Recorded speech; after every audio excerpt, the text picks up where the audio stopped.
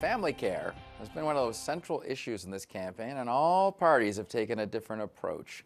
Joining me now in Toronto to discuss this is the Vice President for Advocacy for CARP, that's Susan Yang. Welcome to the show, Susan. And the CEO of the YWCA, Paulette Senior, Paula. and here in Ottawa, Andrea Mrozek from the Institute of Marriage and Family Canada, and we're all big on marriage, especially tonight because you know what's happening over in London. Okay, I want to go to you, Susan. Everyone, all the parties seem to consider the seniors' vote important because we know seniors tend to show up and vote. Do you think that the parties have passed the smell test for you, or have they delivered the goods? Well, absolutely. You know, this is the first election in recent memory where the issues that matter to older Canadians, indeed to all Canadians who care about our quality of life as we age, those issues are front and center in all the major campaigns, all of them. And so really, older voters, when they go to the polls, and they will, are going to have a lot to choose from. They're talking about pension reform, they're talking about retirement security, poverty in old age, caregiver support, even elder abuse. So, you know, it's really hard to say that we haven't had our say during this election. Okay, Paulette Senior, I want to go to you because one thing that stands out for me is the Liberal plan for home care. Other parties have put forward various ones, but that's a billion-dollar promise. Do you think on the health issues and related family care issues that are all the parties doing reasonably well, or do you have some that you want to give kudos for and some you want to give brickbats to? Specifically in terms of childcare, I think families in Canada are looking to each of the parties to see what it is that they're promising Canadians. And we've had an opportunity to really analyze what the different parties are saying around providing early learning and childcare services to children.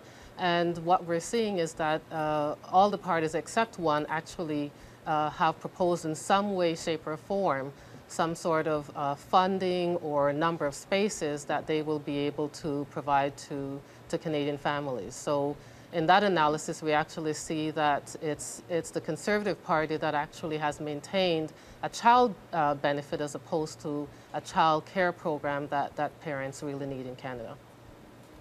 But just before I go to Andrea on this one, the home care thing, the home care promises are important. I know as the aging baby boomers get into their retirement years, looking after parents and things is a big challenge. Was that something that was important to you? Are you asking me? Paulette, yeah. Oh, sorry. Oh, you're asking me about the family care? Yeah, the home care. The home care. The Liberal plan. Well, you know, yeah. home care, from childcare to home care, I think you're talking about the total family. And so, in fact, I see that a number of parties have mentioned around what they would do for seniors, and certainly the ability for families to be able to manage all the different types of care that families need is really important. And so, looking at what some of the parties are saying, we see that, in particular, the Liberals and the NDP have mentioned specific aspects of what they would do. And I note, in particular, that the Liberals have broken down some of their promises in various aspects to provide the support that families need, as well as how they can restructure some of the current benefits to make sure families are not losing out when they have to stay home and look after an ailing family, or whether that's maternity leave or a parent that needs extra support at home. Okay, Andrea, I want to turn to you on this. Obviously, there's daycare, child care plans, there's fitness tax credits the Conservatives are talking about, income splitting down the road a few years. How do you size up what the parties are offering, and what's your take on it?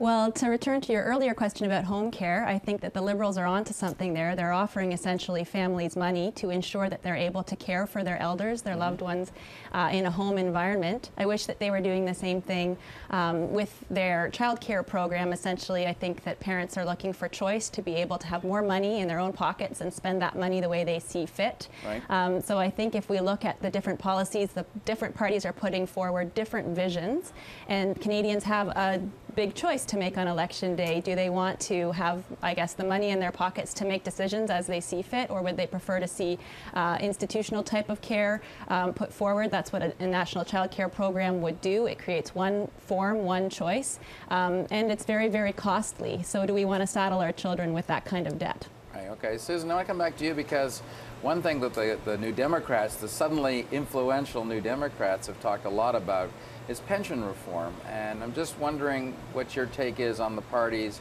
and how they're moving to protect people's pensions.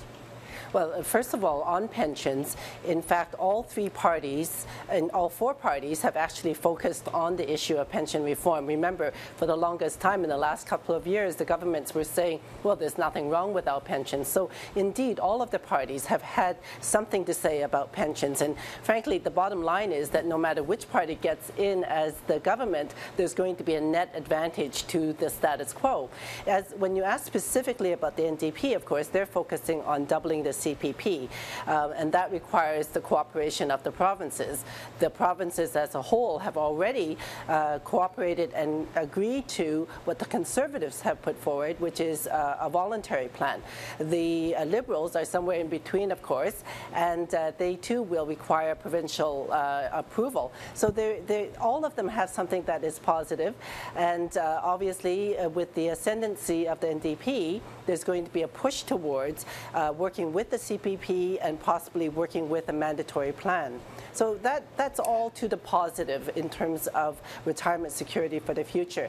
The other part that was important too is that they're all also dealing with poverty today among older Canadians, people who are retired who cannot live on the minimum income supplements that we have, and all of them have talked about it, and that is of course a positive. One of the things of course we have to do after the election is make sure that whoever is in government actually keeps whatever promise they have made, and indeed we would be asking for the best of all the promises to be kept by the government. And on the home care issue, it's very interesting. The words family caregiver were said for the first time in this election. That is really positive from our perspective. I want to go quickly to you, Paulette, because we're almost out of time here on health care. Top of the polls as an issue. All parties are talking about increasing funding. Are you sensing there's any difference, any policy gaps that you see coming down the pipe? Well, I have to bring this back to childcare just for a moment. You know, YWCA Canada is the second largest provider of childcare. And so for us, the ability for the government to actually, all the parties actually, to respond to the issue of childcare in a comprehensive way that actually makes sense, I think is important. Women have contributed quite a great deal, and so we really want to see a childcare program that actually responds to the common sense and reality needs that Canadian families have. All right. Sorry, Paulette, I'm out of time. I didn't get around to health care, but I appreciate your input. Thank Susan Ning, Paulette Senior, and Andrea Mrozek, thank you all for coming in. Fun time.